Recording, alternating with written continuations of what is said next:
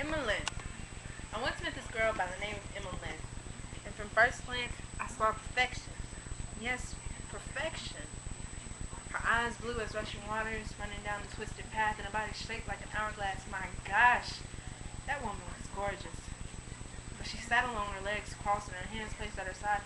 I approached her, afraid of the circumstances, but I do it anyways. You okay? I asked, rubbing the back of my neck, more than likely causing a heat rash on the road of my skin. She looked up to me, those eyes sinking in me, making the pudge in my stomach shrink with fear and curiosity. Can I borrow a tin? She asked me. I looked down at the questionable grin, thinking. I bit down on my lip, hoping to draw blood to taste, but I didn't.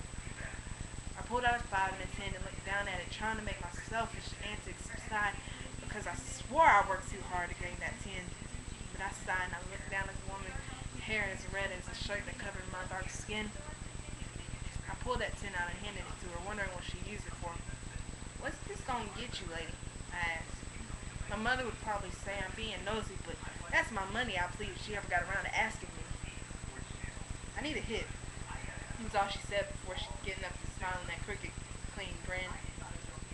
I looked at her, my mind racing and thoughts crashing together as I tried to piece up this woman's beauty. But then, my rose-colored glasses are lifted, and I see what's really there.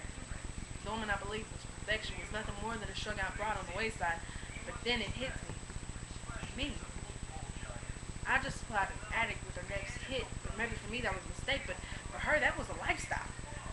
So I stand there in questionable stand, my eyes looking down at the ground before my head shoots up and my eyes oh so wide. What's your name? I shout. Emeline, she admits as she walked further away from me. So I met this girl by the name of Emeline.